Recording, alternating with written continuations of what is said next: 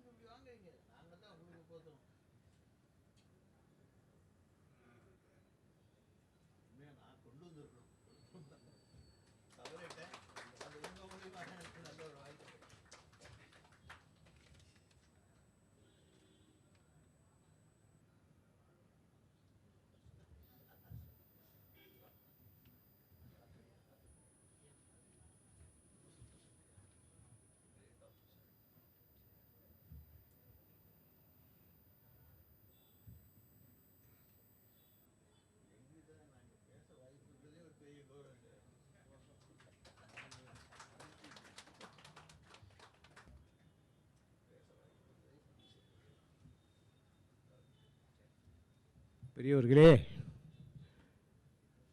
நீங்கள் எல்லாம் திருவள்ளுவருடைய திருவுருவச் சிலையை போற்றி பாராட்டி என்னையும் கௌரவித்து செய்ததற்கு அந்த சிலையை வடித்த சிற்பி என்னுடைய நெஞ்சத்தில் அவரும் அவருடைய நெஞ்சத்தில் நானும். வள்ளுவனுக்கு நான் சொன்ன வார்த்தைகளெல்லாம் கண்ணீரோடு இப்போது அவர் மலரில் எழுதியிருக்கின்ற வார்த்தைகளை பார்த்து இருவரும் கண்ணீர் விட்டோம்.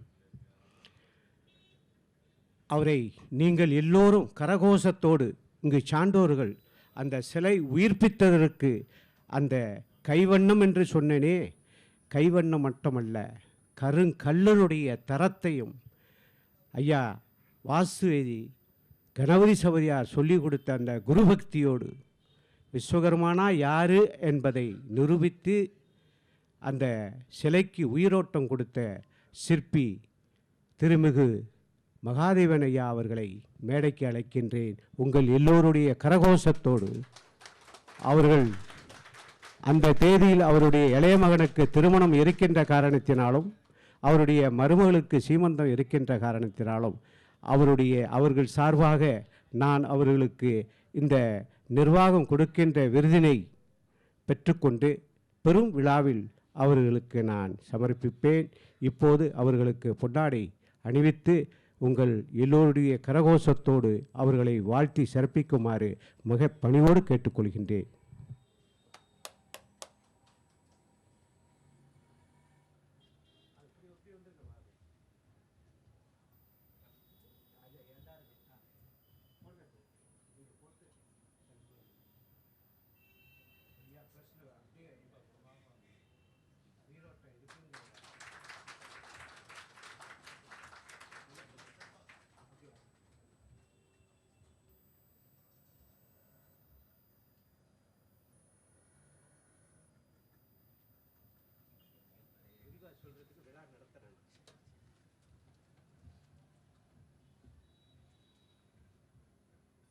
மியான்மர் நாட்டின் வள்ளுவர் கோட்ட விழாக்குழு தலைவர் அவர்களே, செயலாளர் அவர்களே, கைவினைஞர்கள் சங்க விஸ்வகர்மா கைவினைஞர்கள் சங்க தலைவர், மதுரை மாவட்ட தலைவர் மற்றும் மியான்மர் நாடு இந்திய நாட்டின் தமிழ்நாட்டு பிரதிநிதி ஐயா அவர்களுக்கும் இங்கு வருகை தந்திருக்கும் ஆண்டோர்களுக்கும் எனது வணக்கம்.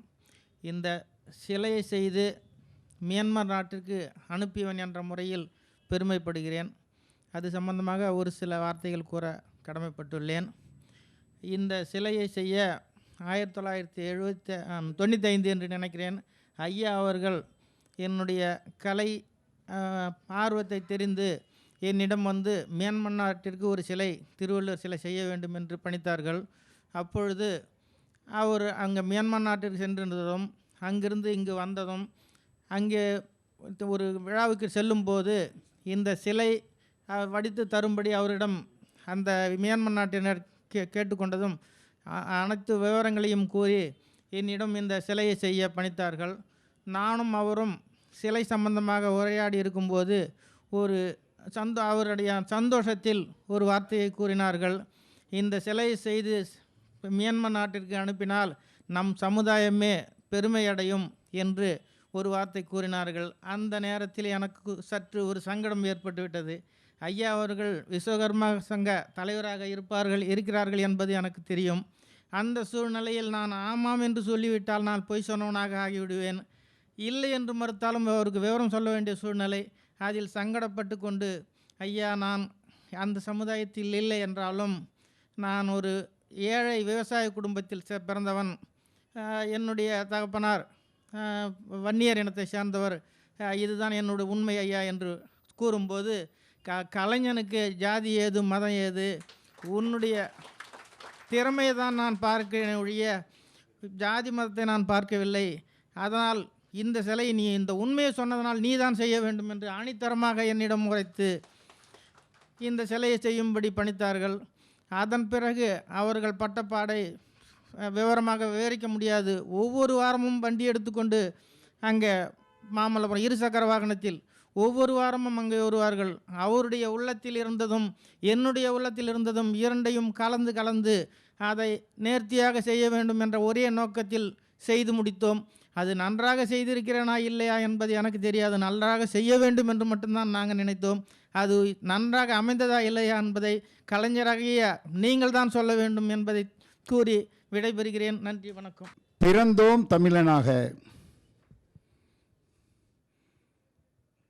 பிரிந்தோம் தொழிலாக அதன் பெயரை வைத்து விட்டார்கள்.